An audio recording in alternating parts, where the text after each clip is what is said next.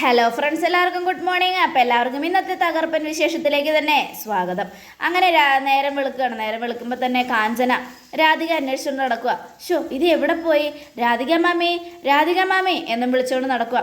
അപ്പോഴേക്കും എവിടെയും കാണുന്നില്ല. ആണ്ടവാ, എവിടെ പോയിട്ടുണ്ടാവും എന്നും പറഞ്ഞ് ഒച്ചത്തിൽ വിളിക്കുക.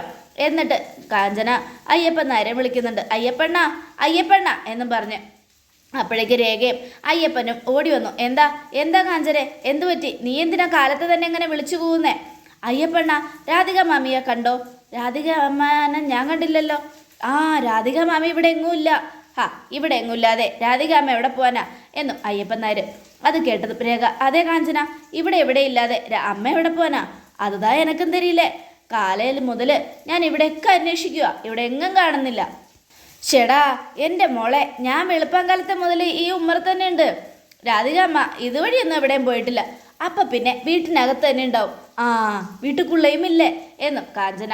ഇത് കേട്ടതും ചേടാ, വീട്ടിലുമില്ല പുറത്തുമില്ല, പിന്നെ രാധിക അമ്മ എവിടെ പോവാനാ? എന്തായാലും കാഞ്ചന ഗീതുവിൻ്റെ മുറി നോക്കിയോ? ഗീതു പാപ്പയുടെ മുറിയില്ല. ശത്രുവാ ഇരിക്കറ അവങ്ങൾ എപ്പടി രണ്ടുപേരും ഒരു മുറിയിൽ ഇരിക്കും? എന്നാലേ ഇരിക്കും. അവർ ചിലപ്പോൾ രണ്ടുപേരും ഒന്നായെങ്കിലോ, അവരുടെ വഴക്കൊക്കെ തീർന്നെങ്കിലോ നമുക്ക് നോക്കാം. കുന്തം പോയ കുടത്തിലും തപ്പണമെന്നാണല്ലോ. എനിക്ക് തോന്നുന്നില്ല ഒരിക്കലും രാധിക മാമി ഗീതുവിൻ്റെ മുറി പോയിരിക്കുമെന്ന്. എന്തായാലും വാ, നമുക്കൊന്ന് നോക്കാം എന്നും പറഞ്ഞുകൊണ്ട് 2-3 പേരും കൂടെ മുകളിലേക്ക് പോവുക. ഈ സമയം അയ്യപ്പൻ നായർ ഗീതുവിൻ്റെ മുറിയുടെ കഥയിൽ തട്ടുക. ഗീതു മോളെ എന്നും പറഞ്ഞുകൊണ്ട് അപ്പോഴേക്കും ഗീതു വാതിൽ തുറന്നു. വാതിൽ തുറന്നിട്ട് ഗീതു അയ്യപ്പൻ നായരെയും രേഖയും കാഞ്ചനയും നോക്കുക. ഗീതു പാപ്പയായിരുന്നോ? അല്ല ഗീതു പാപ്പ, എന്താ നിങ്ങൾക്കൊക്കെ പറ്റിയേ? നിങ്ങളൊക്കെ എന്താ എന്നെ ഇങ്ങനെ നോക്കുന്നേ എന്നും പറഞ്ഞുകൊണ്ട് ഗീതു ഇങ്ങനെ നല്ല നെടുവീർപ്പിട്ടതും ദേ വരുന്നടാ രാധിക അമ്മ പുറകെന്ന്. രാധിക അമ്മയെ കണ്ടതും കാഞ്ചന രാധിക മാമി എന്നും പറഞ്ഞുകൊണ്ട് കയ്യിലൊന്ന് പിച്ച് നോക്കുക. ഇതെന്താ കനവാ നിജമാ? ഇല്ലേ നിജംതാ എന്നും പറഞ്ഞുകൊണ്ട് കാഞ്ചന ഇങ്ങനെ ആലോചിക്കുക. അല്ല രാധിക അമ്മ എന്താ ഈ മുറിയിൽ? കുറേ നാളുകൾക്ക് ശേഷം ഒരമ്മയുടെ സ്നേഹം കൊണ്ട് ഞാൻ നന്നായിട്ട് ഉറങ്ങി. അമ്മ ഇന്നലെ മുഴുവനും ഗീതുവിൻ്റെ കൂടെയായിരുന്നോ? അതേ രേഖച്ചി, അമ്മ ഇന്നലെ മുഴുവനും എൻ്റെ കൂടെയായിരുന്നു. എന്തായാലും അമ്മ എന്നോട് കുറേ സംസാരിച്ചു. എനിക്കതിൽ ഭയങ്കര സന്തോഷമുണ്ട്. അപ്പം നിങ്ങൾ തമ്മിലുള്ള പ്രശ്നങ്ങളൊക്കെ തീർന്നോ? ഞങ്ങൾ തമ്മിൽ എന്ത് പ്രശ്നം? ഞങ്ങൾ തമ്മിൽ ഒരു പ്രശ്നവും ഇല്ല എന്നും ഗീതു പറയാം. അത് കേട്ടത് രാധിക ഗീതുവിൻ്റെ മുഖത്ത് നോക്കി, എടീ ഇന്നലെ രാത്രി എൻ്റെ ഉറക്കം കളഞ്ഞതിന് നീ അനുഭവിക്കൂടി എന്നും പറയുക. അത് കേട്ടത് എന്താ അമ്മ ഇങ്ങനെയൊക്കെ പറയുന്നേ? അപ്പം ഇന്നലെ നിങ്ങൾ ഉറങ്ങിയില്ലേ? അതെനിക്കറിയില്ല. അമ്മ എനിക്ക് വേണ്ടി കണ്ണു തുറന്നിരിക്കുമായിരുന്നു. പിന്നെ ഓരോ കഥകൾ പറഞ്ഞ് ഞാൻ അമ്മയുടെ മടിയിൽ കിടന്ന് ഉറങ്ങിപ്പോയി എന്നും പറയുക. അപ്പോഴേക്കും എല്ലാവരും ഭയങ്കര സന്തോഷത്തോടെ നിൽക്കുക. എനിക്കിപ്പം മനസ്സിലായി, അമ്മയ്ക്ക് ഗീതുവിനോടുള്ള ശത്രുതയൊക്കെ മാറി. എന്തായാലും സന്തോഷമായി. അപ്പം കാഞ്ചന, രേഖ, അത് രാധിക മാമി ഇല്ല. പിന്നെ ആരാ? രാധിക മാമി ഇവിടെ ഇല്ല. അത് വേറെ ആരോ. ഒന്നും മിണ്ടായിരിക്കും കാഞ്ചനെ. നിനക്കെന്താ ഭ്രാന്ത് പിടിച്ചോ? പൈത്യം പിടിക്കും. ഇപ്പിടി പോണേ എനിക്ക് പൈത്യം പിടിക്കും. പൈത്യം പിടിച്ചാലേ നിന്നെ ചങ്ങലക്കിടാൻ ഞങ്ങൾക്കറിയാം. അയ്യോ വേണ്ട, എന്നാൽ മിണ്ടാതെ അവിടെ നിൽക്ക്. അപ്പോഴേക്ക് പ്രിയ വരിക. എന്താ ഇവിടെ? ഇതെന്താ എല്ലാവരും കൂടെ ഒരുമിച്ച് നിൽക്കുന്നേ? അത് കേട്ടതും പ്രിയമോളെ, അമ്മയും ഗീതുമായിട്ടുള്ള വഴക്കൊക്കെ തീർന്നു. ഇന്നലെ അവർ രണ്ടുപേരും ഒരുമിച്ച് ഒരു മുറിയിൽ ഉറങ്ങിയത്. സത്യമാണോ ചേച്ചി? സത്യ ഗീതു പ്രിയമോളെ, ഞങ്ങൾ തമ്മിലുള്ള എല്ലാ പ്രശ്നങ്ങളും തീർന്നു. ഇനി ഇവിടെ ഒരു പ്രശ്നവും ഇല്ല. എന്തായാലും എനിക്ക് സമാധാനത്തോടെ ഇനി ജീവിക്കാമല്ലോ ഇവിടെ. എത്രയും പെട്ടെന്ന് എല്ലാവരും കൂടെ സന്തോഷത്തോടെയും ഒത്തൊരുമയോടെയും ജീവിക്കണം എന്നൊക്കെ പറഞ്ഞിങ്ങനെ സംസാരിച്ചുകൊണ്ടിരിക്കുക. അപ്പോൾ രാധിക, എടിയും നീ ചെയ്യുന്നത് മുഴുവനും നിന്റെ നാശത്തിന് വേണ്ടിയാ. ഇതിന് നീ പല രാത്രികളും ഉറങ്ങാതെ കഴിച്ചു കൂട്ടേണ്ടി വരും. എൻ്റെ ഉറക്കം ഇന്നില്ലാതാക്കിയതിന് നീ കുറേ രാത്രികൾ ഉറങ്ങാതെ ഇരിക്കേണ്ടി വരും എന്നും പറഞ്ഞുകൊണ്ട് രാധിക അങ്ങ് പോവുക. രാധിക പോയി കഴിഞ്ഞു. അതെന്താ അമ്മ അങ്ങനെ പറഞ്ഞിട്ട് പോയത്? നിങ്ങളെയൊക്കെ കേൾപ്പിക്കാൻ. അതെ, അമ്മ എന്നോട് എന്താ പറഞ്ഞതെന്നറിയാമോ? ഞാൻ അമ്മയെ ഒന്നിച്ചത് നിങ്ങൾ ആരും അറിയണ്ടെന്നും, പിന്നെ അങ്ങനെ അറിഞ്ഞാൽ അത് വലിയ നാണക്കേടാണെന്നും, പിന്നെ അത് മാത്രമല്ല എങ്ങനെയെങ്കിലും കണ്ണേട്ടനോട് പറഞ്ഞ് ഡിവോഴ്സിൻ്റെ കാര്യത്തിലൊരു തീരുമാനം ഉണ്ടാക്കാമെന്നൊക്കെ പറഞ്ഞു. സത്യമായിട്ടും ഞാൻ പറയുന്ന സത്യ. ഇനി പ്രിയെ എത്രയും പെട്ടെന്ന് അച്ഛനും അമ്മേനെയും വിനോദിനെയൊക്കെ കൂട്ടിയിട്ട് നീ നിൻ്റെ വീട്ടിൽ പോയിക്കോട്ടോ എന്നും ഗീതു പറയുക. അതിന് ഭദ്രനും വിലാസിനും രാവിലെ തന്നെ പോയല്ലോ. രാവിലെ പോയോ? എന്തിന്? അതൊന്നും എനിക്കറിയില്ല. ഞാൻ ചോദിച്ചപ്പോൾ എന്താണ് 5-6 ആനയെ മേടിക്കണമെന്നൊക്കെ പറഞ്ഞു. ഭദ്രൻ സാറിന് എന്തൊക്കെയോ കുഴപ്പമുണ്ട്. அந்த ആളെ എങ്കിട്ടെ സൊല്ലുത് ഞാനേ അവിടെ വീട്ടുജോലിക്ക് വരാൻ എനിക്ക് 50,000 രൂപ ശമ്പളം തരാമെന്ന്. 50,000 രൂപയോ? അതല്ല ഞാൻ പറഞ്ഞത്. அந்த ആൾക്ക് പൈത്യം പിടിച്ചെടുക്കും. ദേ കാഞ്ചന, നീ വെറുതെ അനാവശ്യം പറയരുത്. അനാവശ്യമല്ല, സത്യമാണ്. അത് കാഞ്ചന പറഞ്ഞതിൽ കാര്യമുണ്ട് ഗീതുമോളെ. രാവിലെ എന്നോടും ഭദ്രൻ അങ്ങനെ പറഞ്ഞത്, കുറേ ആനനെ മേടിച്ച് വീടിൻ്റെ മുറ്റത്തൊക്കെ നിരത്തി നിർത്തണമെന്നൊക്കെ. എന്താണെന്നൊന്നും എനിക്ക് മനസ്സിലായില്ല. എന്തായാലും വീട് വരെ ഒന്ന് പോകണം. എന്നാൽ ചേച്ചി ഞങ്ങളോടൊപ്പം കാറിൽ വാ. വേണ്ട, ഞാൻ സ്കൂട്ടറിൽ വന്നോളാം, നിങ്ങൾ മുമ്പിൽ കാറിൽ പോയിക്കോ എന്നും പറഞ്ഞുകൊണ്ട് എല്ലാവരും ഓരോരോ ഇതിലേക്ക് പോവുക. അപ്പോൾ ഗീതു ആലോചിക്കുകയാണ്, ഇന്നലെ എന്തായിരിക്കും സംഭവിച്ചിട്ടുണ്ടാവുക. ഇതിനു വേണ്ടി പണം അച്ഛൻ്റെ അമ്മയുടെ കയ്യിൽ നിന്ന് എവിടുന്ന? ഇന്നലെ രാത്രി അവരെന്നെ കൊണ്ട് എന്തോ പേപ്പറിൽ ഒപ്പിടിക്കാൻ ശ്രമിച്ചു. അതെന്താണെന്ന് അന്വേഷിച്ചേ പറ്റൂ. പക്ഷെ ഞാൻ ആ പേപ്പറിൽ ഒപ്പിട്ടില്ലായിരുന്നല്ലോ. പിന്നെ എന്താ അവിടെ സംഭവിച്ചേ? അച്ഛനും അമ്മയ്ക്കും പണം കിട്ടിയിട്ടുണ്ടെങ്കിൽ അതിൻ്റെ പിന്നിൽ എന്തോ ഉണ്ട് എന്നും പറഞ്ഞുകൊണ്ട് ഗീതു ഇങ്ങനെ ആലോചിച്ചുകൊണ്ട് മുറിയിലേക്ക് പോവുക റെഡിയാകാനായിട്ട്. ഈ സമയം കാഞ്ചന രേഖയോട്, അതെ രേഖ, എന്തോ പ്രശ്നമുണ്ട്. ഒരു പ്രശ്നവും നീ പോയി നിന്റെ പണി നോക്ക് കാഞ്ചന എന്നും പറഞ്ഞുകൊണ്ട് കാഞ്ചന അങ്ങ് പറഞ്ഞു വിടുക. അപ്പം അയ്യപ്പൻ നായരും ആലോചിച്ചുകൊണ്ടിരിക്കാതെ എന്തോ പ്രശ്നമുണ്ടല്ലോ എന്നൊക്കെ പറഞ്ഞുകൊണ്ട് ഈ സമയം പിന്നീട് കാണിക്കുന്നത് നമ്മുടെ ഗീതുവിനെയാണ്. ഗീതു റെഡിയായിട്ട് ഇങ്ങനെ വരിക വീട്ടിലേക്ക് പോകാൻ എന്നും പറഞ്ഞ രീതിയിൽ. അപ്പോഴേക്കും ദേ ഗോവിന്ദ് അവിടെ ഇരിക്കുന്നു. ഗോവിന്ദ് അവിടെ ഇരിക്കുന്നുണ്ട്. ഇന്നലെ നടന്നതൊക്കെ ഗീതു ആലോചിച്ച് നോക്കുക. ഈശ്വര, ബോധമില്ലാത്ത അവസ്ഥയിൽ ഇന്നലെ എന്തൊക്കെയോ സംഭവിച്ചു. ഗോവിന്ദ് സാറിൻ്റെ മുന്നിൽ പോയി പാടുപെടും.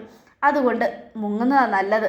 ഗോവിന്ദ് സാറ് കാണാതെ അങ്ങോട്ടെങ്ങാനും മാറാം എന്നും പറഞ്ഞുകൊണ്ട് ഗീതു പതുക്കെ അങ്ങോട്ട് മാറാൻ തുടങ്ങുമ്പോഴേക്കും ഗോവിന്ദ് ഗീതു എന്നും പറഞ്ഞുകൊണ്ട് വിളിക്കുക. അപ്പോൾ ഗീതു അവിടെ നിൽക്കുക.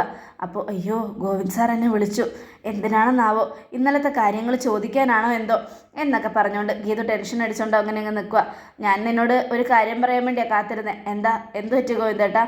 അത് ദാ കിഷോറും അവർണികയും എത്തിയിട്ടുണ്ട്. ആണോ? അതെന്തിനാ എന്നോട് പറയുന്നേ? നീയാണല്ലോ ഇപ്പോൾ ഈ നമ്മുടെ കമ്പനിയുടെ വൈസ് ചെയർമാൻ, അതുകൊണ്ട് പറഞ്ഞതാ. അതിന് പിന്നെ അവർ രണ്ടുപേരും ഇപ്പോൾ വന്നിരിക്കുന്നത് നമ്മൾ ഉള്ള ബ്രാഞ്ചിൽ തന്നെയാണ്. എന്തായാലും അത് എന്നോട് സാറ് പറയുന്നത് എന്തിനാ? നീയാണല്ലോ കിഷോറിൻ്റെയും അവർണികയുടെയും കമ്പനി ടേക്ക് ഓവർ ചെയ്യാൻ മുന്നിൽ നിന്ന് എല്ലാ കാര്യങ്ങളും നടത്തിയത്. അപ്പോൾ നീ അത് അറിഞ്ഞിരിക്കണമല്ലോ. അത് കേട്ടതും ആ സംസാരത്തിൽ എന്തോ മുള്ളും മുനയൊക്കെ ഉണ്ടല്ലോ. മുള്ളും മുനയൊക്കെ ഉണ്ടാവും. ഗോവിന്ദേട്ടാ, ഒരു കാര്യം ഞാൻ പറയാം. എന്നോട് മര്യാദയ്ക്ക് നിന്നാൽ ഞാനും മര്യാദയ്ക്ക് നിൽക്കും. ഇങ്ങനെ കിഷോറിൻ്റെ കാര്യം പറഞ്ഞ് സംസാരിച്ച് എന്നെ വേദനിപ്പിക്കരുത്. കിഷോറിനോട് എനിക്ക് ഒരിക്കലും സഹതാപം തോന്നില്ല എന്നും കിഷോറിനോടുള്ളത് എനിക്ക് വെറുപ്പാണെന്നും പ്രതികാരമാണെന്നൊക്കെ എത്ര പ്രാവശ്യം ഞാൻ പറഞ്ഞതാ. അവനോട് ഒരു തുള്ളി സ്നേഹം പോലും എനിക്കില്ല. അങ്ങനെയുള്ളപ്പോൾ രണ്ടുപേരും മാറി മാറി ഇങ്ങനെ എന്നെ കുത്തുന്ന രീതിയിൽ സംസാരിച്ചാൽ എനിക്ക് പ്രതികരിക്കേണ്ടി വരും എന്നും പറയുക. അല്ലെങ്കിൽ നീ പ്രതികരിക്കുന്നില്ലേ ഗീതു എന്നും ഗോവിന്ദ് ചോദിക്കുക. പ്രതികരിക്കുന്നുണ്ട്. നിങ്ങളുടെ രണ്ടാനമ്മ അർഹിക്കുന്ന രീതിയിൽ അവർ സംസാരിച്ചതുകൊണ്ടാണ് അവരർഹിക്കാത്ത രീതിയിൽ അവർ സംസാരിക്കുന്നതുകൊണ്ടാണ് ഞാൻ പ്രതികരിക്കുന്നത്. അല്ലാതെ അവരെ കുറ്റപ്പെടുത്തണമെന്നോ കുത്തി നോവിക്കണമെന്നോ എന്നൊന്നും എനിക്ക് ആഗ്രഹമില്ല. മനസ്സിലായോ? എന്തൊക്കെയായാലും കിഷോറിനെ ഇവിടെ എത്തിക്കണമെന്നുള്ളതായിരുന്നല്ലോ നിന്റെ ആഗ്രഹം. അതുകൊണ്ട് നിനക്കിനി അവനെ എന്താ ചെയ്യേണ്ടതെന്ന് വെച്ചാൽ ചെയ്യാം എന്നും പറഞ്ഞുകൊണ്ട് ഗോവിന്ദ് ഉപദേശിക്കുക. എന്തായാലും എന്നെ നിങ്ങൾ കുത്തി നോവിക്കുന്നുണ്ടല്ലോ, അതിനുള്ളത് നിങ്ങൾക്ക് കിട്ടിക്കോളും. ഞാൻ എന്ത് ചെയ്തുന്നാ? നിനക്ക് കിഷോറിനോടുള്ള സ്നേഹമല്ലേ ആത്മാർത്ഥം, എന്നോടുള്ള സ്നേഹമൊന്നും ആത്മാർത്ഥമല്ലല്ലോ. ഇതേ കണ്ണേട്ട, ചങ്ക് തുറന്ന് കാണിച്ചാലും അത് ചെമ്പരത്തിപ്പൂവാണെന്ന് പറയുന്ന സാധനമാണ് നിങ്ങൾ. ഇങ്ങനെയൊന്നും പറയരുത്. ഒരു പെണ്ണിനെ എത്രത്തോളം വിഷമിപ്പിക്കും.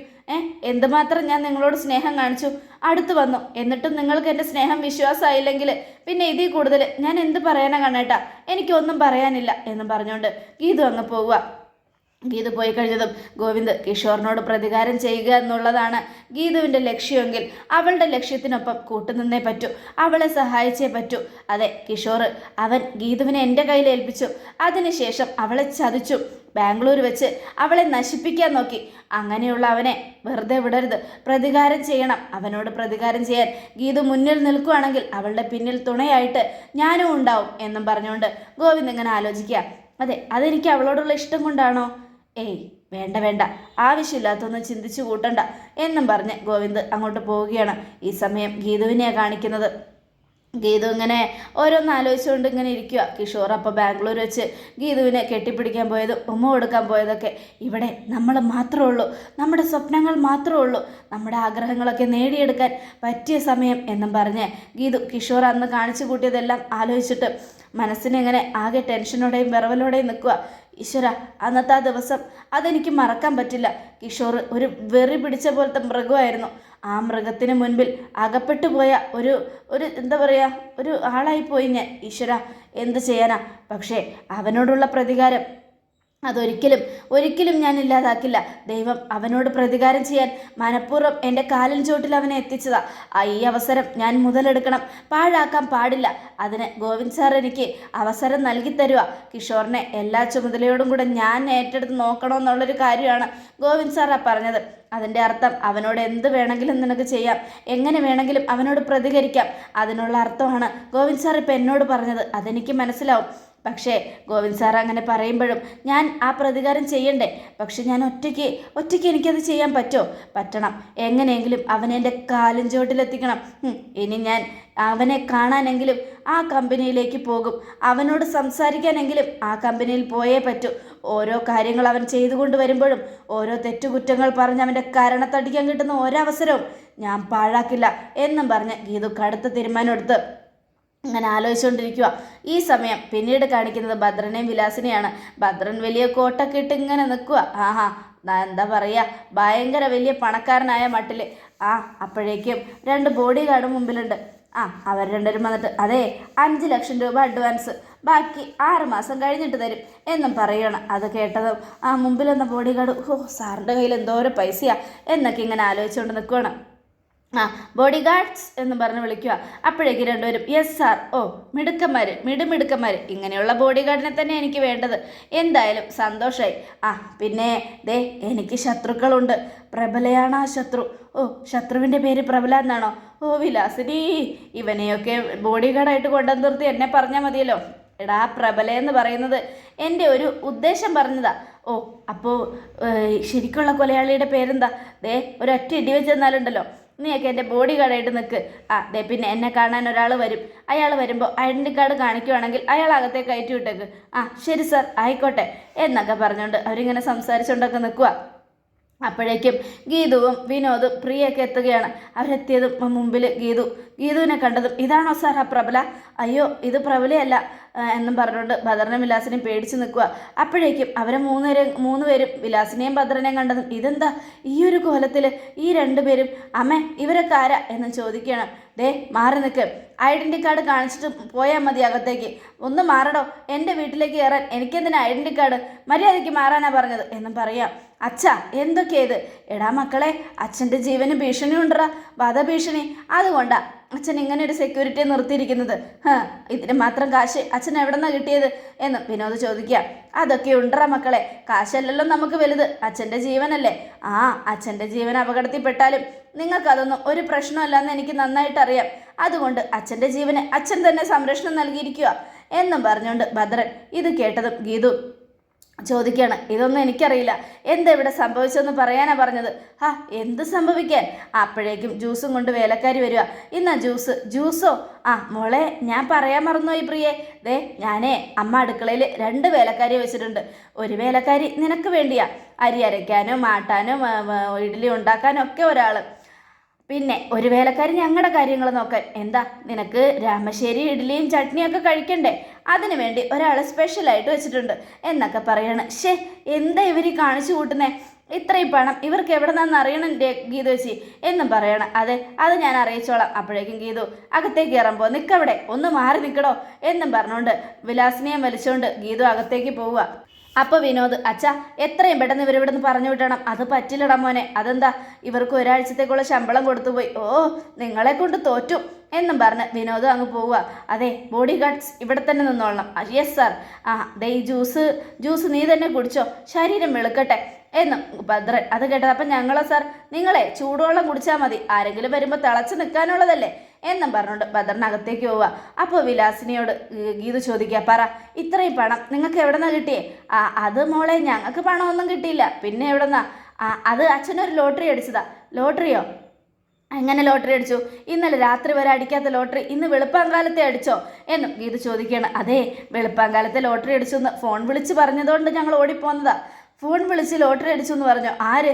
അത് ഞാൻ ലോട്ടറി എടുത്തില്ലേ, ആ ഏജൻറ്റ്. എന്തൊക്കെയോ നിങ്ങൾ കള്ളത്തരം കാണിച്ചു കൂട്ടുന്നുണ്ട്. സത്യം പറ. ഒരു രൂപ പോലും ഇല്ലാത്ത നിങ്ങളുടെ കയ്യിൽ ഇത്രയും പണം എങ്ങനെ വന്നു എന്ന് എനിക്കറിയണം. അറിഞ്ഞാലും ഞാൻ ഇവിടെ നിന്ന് പോകൂ. ഇന്നലെ രാത്രി നിങ്ങൾ ജ്യൂസിൽ എന്തോ കലക്കി തന്ന് എന്നെ മയക്കി. അതിനുശേഷം എന്നെ കൊണ്ട് ഏതോ ഒരു പേപ്പറിൽ ഒപ്പിടിപ്പിക്കാൻ നോക്കില്ലേ? അതെന്ത് പേപ്പറായിരുന്നു? എനിക്ക് പറഞ്ഞേ പറ്റൂ. നിങ്ങൾ എന്തോ തരികിട ഒപ്പിച്ചിട്ടുണ്ട് എന്നും ഗീതു പറയുക. അത് കേട്ടതും ഭദ്രനും വിലാസിനും ഞെട്ടുകയാണ്. അതോടുകൂടി എപ്പിസോഡ് അവസാനിക്കുകയാണ്. നാളത്തെ ഒരു തകർപ്പൻ വിശേഷത്തിനായിട്ട് കാത്തിരിക്കുക. എല്ലാവർക്കും ഒരിക്കൽ കൂടെ നല്ലൊരു ശുഭദിനം തന്നെ ആയിക്കോട്ടെ. Thank you friends.